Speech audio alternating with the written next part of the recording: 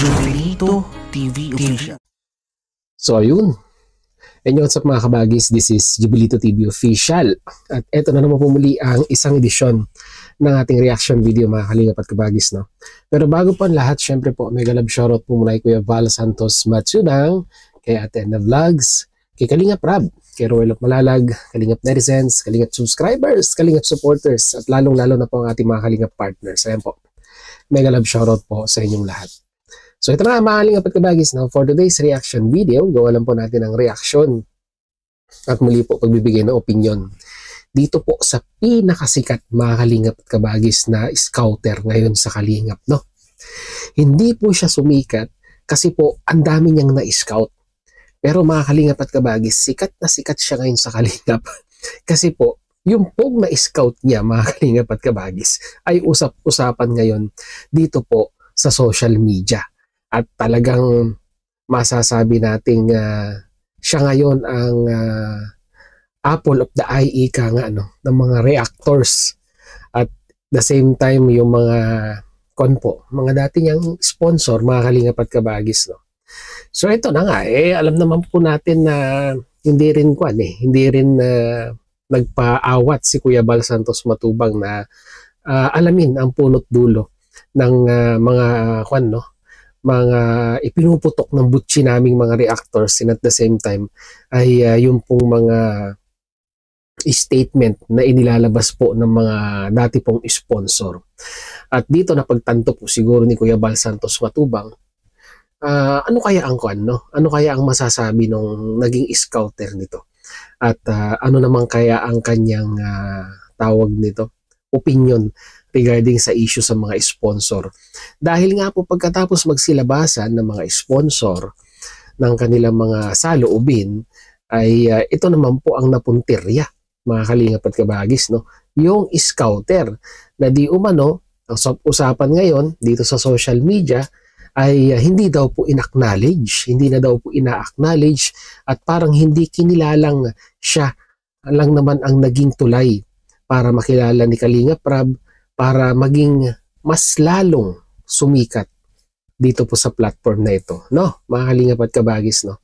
Ayun po yung dinidiscredit niya ngayon. Kumbaga parang tinatanggal na titulo dito po kay J. Brad. Ayan, mega love shoutout po kay J. Brad, no? Mga Kalingap at kabagis, no? Suportahan po natin yan. Masipag po yung scouter. Tignan nyo po, no? Sa sobrang sipag ni J. Brad. Ayun. Nakakuan lang naman siya. Nakatagpo lang siya ng kwan. May scout na sa bandang huli ay hindi pala siya i-acknowledge. Well, anyhow, may mga lumalabas ngayon na mga screenshot na ina-acknowledge naman daw po siya, pinapasalamatan. Pero iba tong istoryang naririnig natin ngayon kay kay J. Brad, no? Nung in-interview nga po ni Kuya Val Santos Matubang nung siguro po ay sila po ay nagkita, no? Parang sa restaurant yata ito kung hindi po ako nagkakamali. Syempre hindi pala lalampasin ni Kuya Val yan dahil may issue. Hop, J. Brad, halika dito. I-interviewin kita. Kaya ngayon, pakinggan natin, no? Mga Kalingap at kabagis yung naging usapan po ni Kuya Val Santos Matubang. At ito pong si J. Brad, no?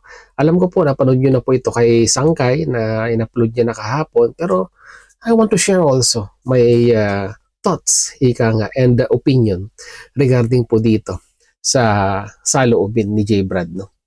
So, gaya ng dati, without further ado, simulan na po natin to. Narito po yun. Let's go, J. Brad. Yan si J. Brad. J. Brad, sino naka-scout kay Midit? Ako po kayo. Ikaw naka-scout kay Midit? Oh, yan malinaw Ako po kuya. Ako po ang naka-scout. Simula nung na-scout ko siya, saan? Kwento ko ba kuya kung paano ko siya na-scout? Oh. Teka lang J. Brad. Kasi may mga lumalabas din na kwento na napanood mo lang daw, hindi daw ikaw yung original na hindi daw ikaw yung original na scouter. May isang small content creator na ang naunang nag-vlog kay Medit at doon napanood mo. Siguro, napanood mo rin kung saan siya nagbebenta ng leche plan. Yung istorya to istorya. At nagbaka sakali ka at pinuntahan mo. So yun ang istorya ngayon Yun ang istoryang lumalaganap ngayon. na may mas nauna pa daw sa'yo. Di ba?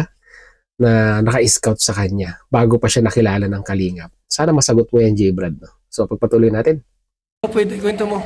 Ano po kuya, kumbaga ako nagpa-plaza sa Naga. Nagplaza yung Yung kainan dun. sa kainan doon. Tapos nakita ko siya, nagtitinda ng leche flan. Tapos Yung timing na timing, na nakita. Parang nasumpungan agad ni J. Brad, no? Na nakita niya nga daw po sa plaza itong si M. parang nakitaan ko siya ng chance na baka pwedeng matulungan. In-interview ko na muna siya kung nag-aaral. Kung nakitaan mo agad ng potensyal, nagtitinda lang, pambihira ka, J. Brad, medyo linawin mo yung statement mo dyan. Ako, naguguluhan ako no? Pagpunta mo ng plaza, nakita mo siya, at nakita mo agad ng potensyal, di ba? So, paano yun? Hindi ko mapagtanto, no? At by physically, natansya mo na ba siya na may potential agad, or nilapitan mo siya or in-interview mo? Aral. Hindi na daw po siya nag-aaral, tumigil kasi kulang yung pampaaral. So yun ang kwento. Tumigil na. Pero nung hindi ako nagkakamali, correct me, if I'm wrong, mga Kalingap, no? Kasi di ba nung naunang blinag siya, ay parang nag-aaral na siya nun, di ba? Tama po ba ako, mga Kalingap at Kabagis, no? Pero ba't ang kwento niya kay J. Brad ay tumigil? Sige, papatuloy natin. Tapos yun, sabi ko, ay pwede to. Pasok to sa category ni Kuya Rab na pwede ulit makapagbalik ng pag-aaral. Hanggang si Kuya Rab is binigyan laan ng oras para ma-vlog at pumayag na galing pa siya noon sa sa Goa po yata. Galing pang Goa. Nung sa Change Oil po baga, Kuya Bat? Change Oil. Model sa Change Oil, galing pa siya noon sa part-time job. Part-time job. Tapos yun, binalag na siya ni Kuya Rab. Doon nakilala si Leche Plan Girl. Ayun. Si Kuya Rab ang nagpakilala sa So ang talagang hanap buhay niya, Leche Plan talaga? Pinakaming. Hindi ko siya nakilala. Naglakas loob akong i-approach, interviewin. Opo. Pero noon ba ay meron na siyang channel o Facebook, meron na siya? Facebook po, pero hindi ko po siya kilala sa social media. Hindi pa kilala sa social media? Kumbaga po, naglalakad-lakad lang talaga ako dun sa plaza na yun na naghahanap talaga may scout. Hindi ko siya kilala in social media, kahit sa TV. Talagang naglakas loob lang talaga ako. Nakausapin siya. Bumili ako ng 10 pisong leche plan yata. 10 pisong leche plan. 10 piso? Opo. Sana din 10 piso, ha? Ganon. Tapos doon nagsimula na ganon. Opo, i-vlog po ni Kalingap Pro. I-vlog ni Kalingap Pro. Medit ba sila niya? Si leche plan. So, ang nangyari, na-vlog ni Kalingap Pro, naging Kalingap Angels. Opo. Ano nangyari? Bakit siya biglang umalis o tumigil na? Wala na sa... Oo po, Kuya Pan, hindi ko rin po alam kung anong dahilan niya. Kasi unang-una, baka hindi ko rin alam kung bakit siya umalis. Kasi unang-una, hindi na siya nagko-contact simula nung mga ilang episode na rin po. Ako na po nag-a-adjust ng Kuya Bal na nagchat-chat na pupunta ba dito si Kuya kasi si Kuya Rab kasi nagda-direct na sa kanya nag-direct na, sabi ko sige, mapunta lang dyan si Kuya Rab, kumbaga sila nang may communication may date. Apo. Saka hindi ko rin alam, baka ang sabi-sabi Kuya, hindi tayo sigurado. Ang sabi-sabi, nahawa ka ng sponsor. Nahawa ka ng sponsor? Ang sabi. Pero ako wala rin akong alam kasi noon. Marites din to si J. Brad. Hindi ako kasali sa mga GC nila. Yung GC ng mga viewers, GC ng mga sponsor, hindi ako kasali. Kaya ang kilala ko lang din na sponsor, si Ma'am Ana Rita Reyes. Yun lang Kuya Bal ang kilala ko. Okay. Na sponsor ni Ate Medi. Mula pa nung nakilala si Medit, na vlog ni Kalingap Rab, ina-acknowledge ba niya na ikaw naka-scout sa kanya? Ano po, si Kuya Rab po ang knowledge sa akin. Tapos minsan po, kung hindi man sabihin ni Kuya Rab, yung talagang si Kuya Rab pa mismo magagaling na ganito, Medi, pasalamat ka sa naka-scout sa'yo. Kung hindi pa i-mention ni Kuya Rab. na camera to, kinakat na to ni Kuya Rab. Kung ikaw ang tatanungin ko, anong mas maigi na mas mabuti bang nawala siya sa Kalingap o mag-stay sa Kalingap? Ay, sa akin po, Kuya Val, buti na po yung napahiwalay na. Kasi ako rin po yung nasasaktan. Kasi bilang scouter po ba, ako rin yung nagdala sa kanya sa Kalingap. Tapos may mga ganito. Kumbaga, noon pa man, hindi na nahimik lang ako nun nanahimik. Kumbaga, ayaw ko ng issue. Kasi nga, good vibes lang ako sa K-Boys. Sa Team Kalingap, scouter ng mga karapat-rapat. Sa ngayon, mayroon siyang issue, mayroong si Anarita, naglabas ng mga resibo. Oo nga po napanood ko po Sabi ko, ay dami, ang laki. Tapos nanood rin po ako nung live mo Kuya Ang tawa ko dun Kung naitulong na lang magayon sa sa landing pads po baga. Hindi naman sa kinukontra ko si Media. May mga vlog, may mga live ako na pabor sa kanya Ako man po, hindi man kasi marami din po naririnig na tungkol sa akin. Ganito, tinatakwil ako na hindi naka-scout, hindi naka-discover sa kanya. Masakit yung sa akin, pero nanahimik ako. Meron ka bang contact sa kanya pa rin? Cellphone or ano? Sa totoo sila po, sobrang tagal na hindi, siya mismo ang hindi kumontak sa akin. Yung busy. Kasi balak kong hingin yung kanyang side sa issue. Yun nga po Kuya Bal Tapos, ngayon Kuya Bal, kung gusto mo Kuya Bal, bigay ko sa yung Facebook natin Mary. Ha? Sige. Saka ni Ma'am Ana Rita Reyes. Kasi napanood ko po yung sa live Gusto ko po yung nagkuko. So yun mga Kalingap at Kabagis narinig natin yung side ni J. Brad regarding dito po sa paano niya nakilala si M, 'di ba? Kung paano na vlog, 'di ba? Ni Kalingap Rab, paano napunta bilang Kalingap Angels So parang sumatotal talaga. Si J. Brad ang naglapit kay Kalingap Rab dahil siya yung naka-scout nga Pero J. Brad, may paparinig ako sa iyo dito. Pero sana makakuan mo to, masagot mo to.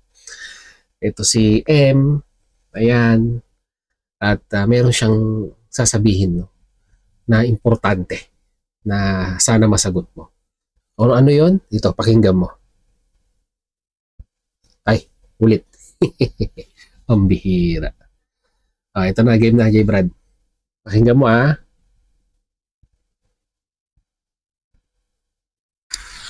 Si J. Brad, hindi niya po ako nakita sa plaza.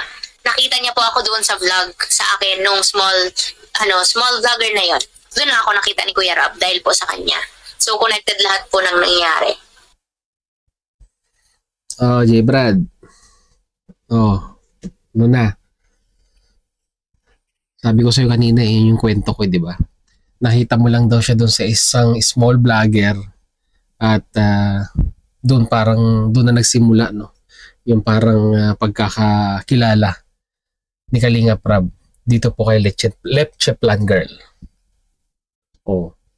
Sana masagot mo yung J. Brad Well, anyhow mga Kalingap at Kabagis to make the story short ay contradicting po yung statement ni J. Brad sa interview ni Kuya Bal at dito po sa statement na binitawan ngayon ni M. So, sino po kaya ang nagsasabi ngayon ng totoo? 'Di ba? Talagang na-discredit si J. Brad dito dahil mismo yung beneficiaries ang naglabas ng statement, 'di ba? Well, anyhow, mga Kalingap at Kabagis, ang punto ko dito, okay, nandun na tayo, na-scout, hindi na-scout, pero by the end of the day, 'di ba? Para sa akin, ang laki ng impact ang nagawa ng community ng Kalingap dito po sa dating beneficiaries na ito. Kung hindi ba siya na-discover at na-i-vlog, let's say, sabihin na lang natin na kung hindi ba siya na-i-vlog, ay ganun pa rin kaya ang magiging sitwasyon niya ngayon? Makikilala kaya siya ng mga ibang bigating sponsor na dating sumusuporta sa Kalingap? So tingin ko po, di ba hindi? kung ako pong tatanungin ninyo mga Kalingap at Kabagis, no, kung hindi po nakilala si M ng Team Kalingap at hindi po na-i-vlog, hindi po nabigyan ng love team, ay ganun pa rin. Walang pagbabago. Kaya sa akin, no, small token of appreciation lang naman kay J. Brad, di ba? Ay pasalamatan. Mapa-on cam, mapa-off cam, bigyan ng appreciation. Di ba? Mga Kalingap at Kabagis, no? Kasi hindi naman po kabawasan, no, sa ating pagkatao ang paghingi ng pasasalamat sa mga taong may tuturing natin na nakapagbago ng buhay natin. Di po ba mga Kalingap at Kabagis? Kaya sa akin, sana, di ba, ay ma-acknowledge, talagang matruly acknowledge mga Kalingap at Kabagis si J. Brad. Dito pong dating beneficiaries po ng Kalingap. Kayo po, ano sa tingin ninyo? Kaya ng dati, ilagay niyo po sa comment section. Pag-usapan po natin mga Kalingap at Kabagis. So yun, muli, maraming salamat. Tapos na po ang ating reaction video mga Kalingap at Kabagis. No? Basta subscribe niyo po palagi, Kuya Bal Santos Matubang at Ed Vlogs Kalingap Rab, Rowell of Malalag. Sama niyo na po, channel natin. Baka hindi pa po kayo nakasubscribe. Jubilito TV Official. So hanggang dito lang mga Kalingap at Kabagis. Bye-bye!